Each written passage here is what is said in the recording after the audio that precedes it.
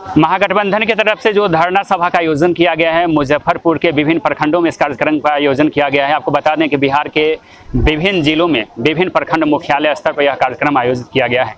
बंदरा में हम हैं इस वक्त और जदयू के प्रदेश स्तरीय नेता प्रभात किरण हमारे साथ हैं। आपको बता दें कि गायघाट में पूर्व विधायक महेश्वर प्रसाद यादव के पुत्र प्रभात किरण हैं। पूर्व विधायक और वर्तमान विधायक के प्रतिनिधि और उनके कार्यकर्ता एक साथ जुटे हैं।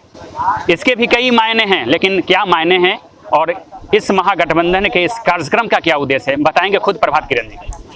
केंद्र की जो 9 वर्षों की नरेंद्र मोदी की सरकार है और यह सरकार जो निरंकुश हो गई है, यह सरकार सिर्फ धार्मिक मुद्दों पर लोगों को लड़ाना चाहती है। इस सरकार के रहते हुए बिहार का विकास बंद है जी।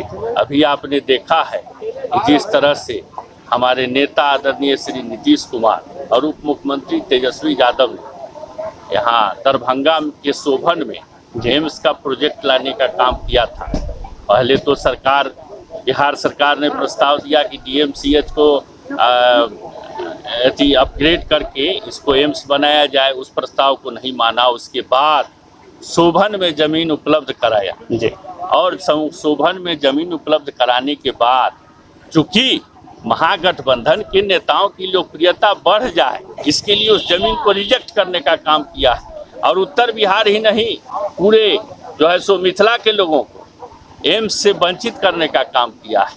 आपको ज्ञात होगा कि मुजफ्फरपुर जिले में 2 साल से प्रधानमंत्री आवास योजना किसी को नहीं मिल रहा है। उसका कारण है कि प्रधानमंत्री आवास योजना का पोर्टल बंद है और जो 1 मिनट का काम है, ग्रामीण विकास मंत्री के 1 मिनट का काम है पोर्टल खुलवाना।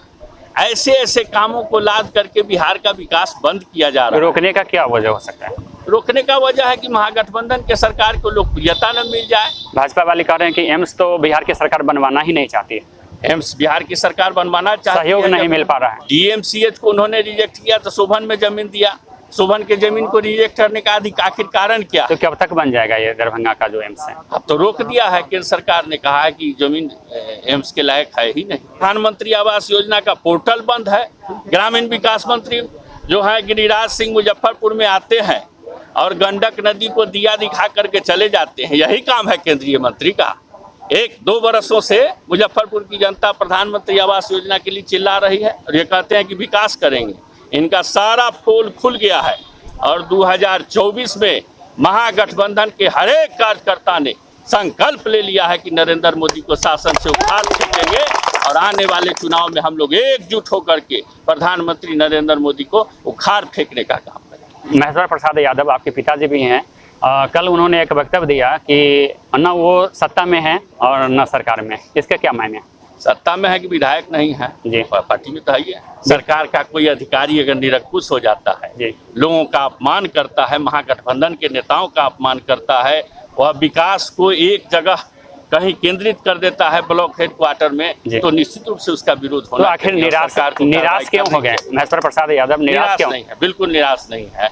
उन्होंने बताया है कि काम सरकार, लेकिन जदयू की कार्यशैली पर हमको लगता है कि ना बिल्कुल पूरी तरह से वो जब विधानसभा में थे उसी समय से वो लगातार कह रहे हैं कि बिहार का बेटा नीतीश कुमार प्रधानमंत्री बनना चाहिए और आज भी उसी संकल्प के साथ। तो 24 में इतिहास लिखेंगे आप लोग? एकदम पूरी तरह मजबूती के साथ। महागठबंधन में टूट की बात आ रही है, माझी झटका दे दिया। वहीं से कोई टूट नहीं है। माझी को जहाँ जाना है जाएं, रत्ने सदा आ गए। तो माझी जी को नेता नहीं मानते थे आप लोग? माझी जी नेता है, ये हैं माझी जी नेता हैं अब थे।